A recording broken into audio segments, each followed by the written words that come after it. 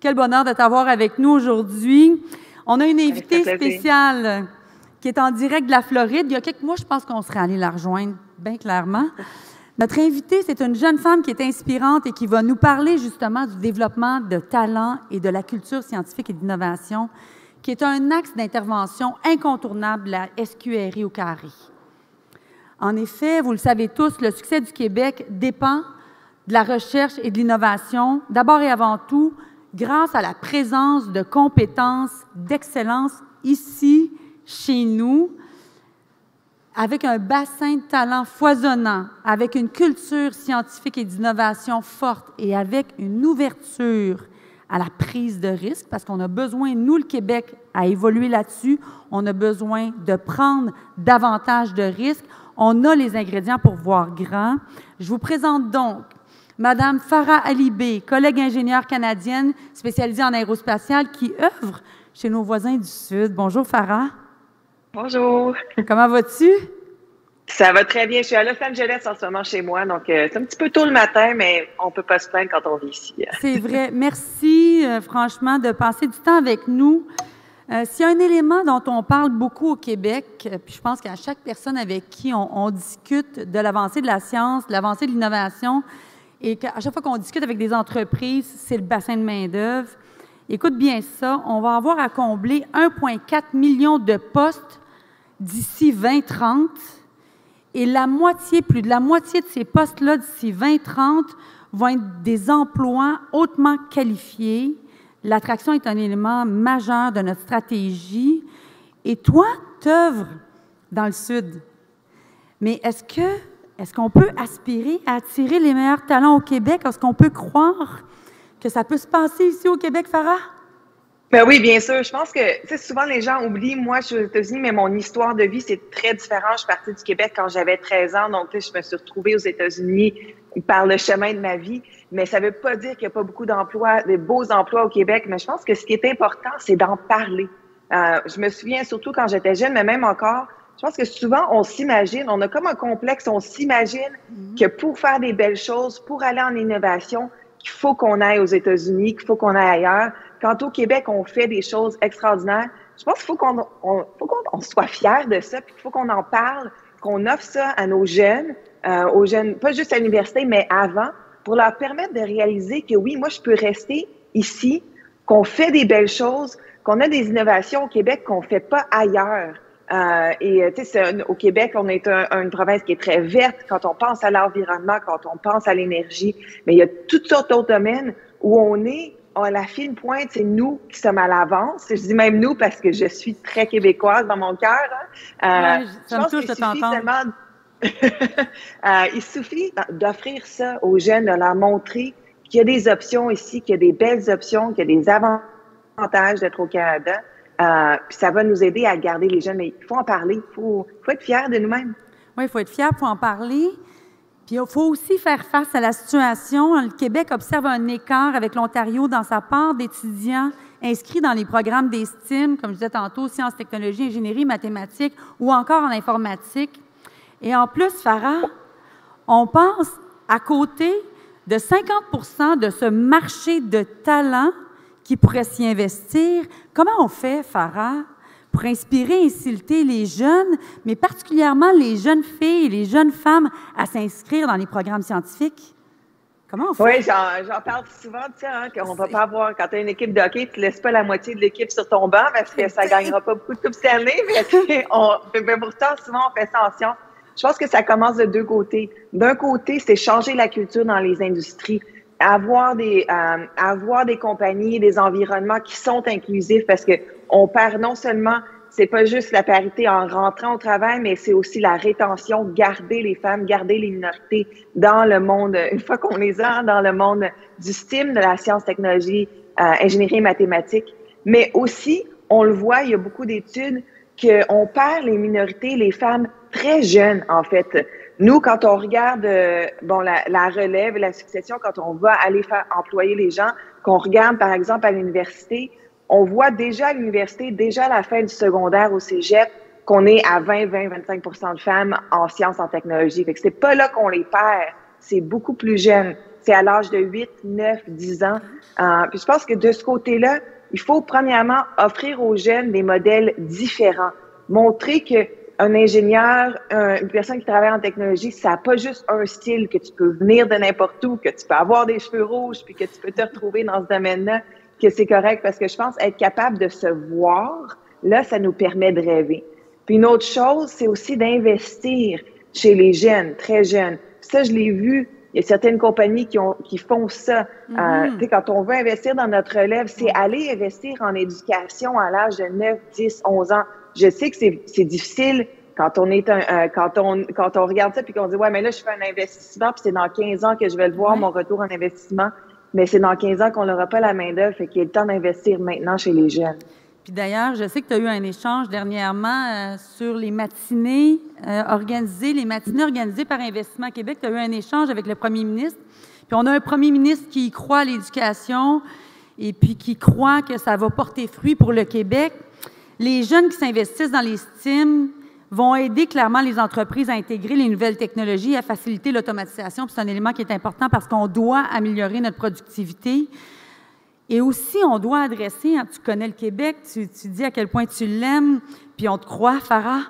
Il y a toute l'évolution démographique et les défis d'adéquation entre les compétences et les besoins partout à travers le Québec, à travers toutes ces régions qui sont bien diverses. Comment on fait pour tisser le lien entre la formation académique, qu'on a des fois l'impression qui est peut-être un peu moins agile pour réagir spontanément aux besoins du marché du travail qui, on le reconnaît là, en ce moment, là, change à vitesse grand V? Bien, je pense que pour ça, on en a à apprendre justement de vos voisins d'ici, des États-Unis, parce que c'est quelque chose qu'on fait très bien ici. Par exemple, moi, quand j'ai fait mes études du doctorat au MIT, pendant, je pense, 2 ans de mes études étaient financées par une petite entreprise qui, eux avaient une subvention du gouvernement pour faire de la recherche. Fait que eux, ils avaient directement répondu à un besoin du gouvernement, allaient développer la technologie dont le gouvernement avait besoin. Et moi, je travaillais pour eux en tant qu'étudiante. Donc, ma recherche était axée directement aux besoins du gouvernement. Puis justement, ces besoins du gouvernement, eux, avaient identifié des endroits en technologie, des infusions de technologie qu'ils avaient besoin de faire en aérospatial. Donc, quand moi, j'ai fait ma thèse, c'était de la recherche, c'était de l'innovation, mais c'était directement pour répondre à un besoin. Et justement, pendant mes stages, après, quand je suis venue faire des stages à la NASA, par exemple, j'ai pu appliquer la recherche que je faisais à de nouveaux problèmes. Pendant mes études, ma recherche a été appliquée à des problèmes qui se passaient à ce moment-là. Donc, ça a été quand même extraordinaire, premièrement, du côté d'un rechercheur, de dire que, je fais pas juste, c'est pas juste de l'imaginaire, que c'est appliqué, mais aussi d'un autre côté, et c'est un bel investissement du côté de l'industrie de pouvoir dire que oui, on a des rechercheurs qui font ça directement, puis on peut utiliser leurs résultats. Puis maintenant, je peux vous dire, dans mon travail de jour à jour, j'en ai, moi, des bourses que je donne à des étudiants. Donc, j'ai des fonds de recherche. Je travaille avec des étudiants de plusieurs universités. Non seulement un par un, j'ai quelques étudiants que j'aide à diriger la recherche. Je travaille avec la professeure de thèse. Mais on fait aussi l'infusion dans les cours. Je travaille avec des professeurs et on a un cours, justement, qu'on aide à façonner. On leur donne des outils, de la direction dans ces cours-là. Puis nous, ça nous aide parce qu'on participe dans ces cours-là, justement. On va dans les universités, on va écouter leur projet de fin d'année, par exemple. Nous, ça nous aide à identifier la relève, ça nous aide à embaucher, mais aussi ces étudiants-là, quand ils viennent... C'est toujours avec nous?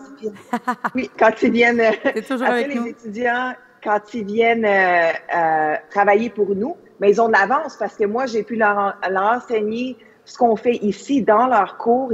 On peut appliquer ça puis amener ça avec eux. Fait que cette belle collaboration directe, hein, un et l'autre, nous, on va là, eux, ils viennent ici, entre l'industrie et le côté universitaire, c'est magique. Puis je pense que ça aide à accélérer justement cette infusion de technologie dans la vie de tous les jours. Oui, puis je trouve ça intéressant là, quand tu parles de la terminologie infusion. Là, je pense qu'on a à intégrer ça davantage, puis de la responsabilité des entreprises à nourrir la science auprès des jeunes.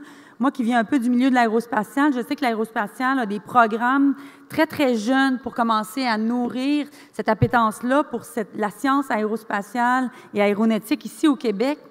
Toi et moi, je sais parce que tu m'as raconté ton histoire un peu, toi et moi, on a été choyés d'avoir des parents qui aimaient la science et qui ont nourri la science, l'amour de la science chez nous.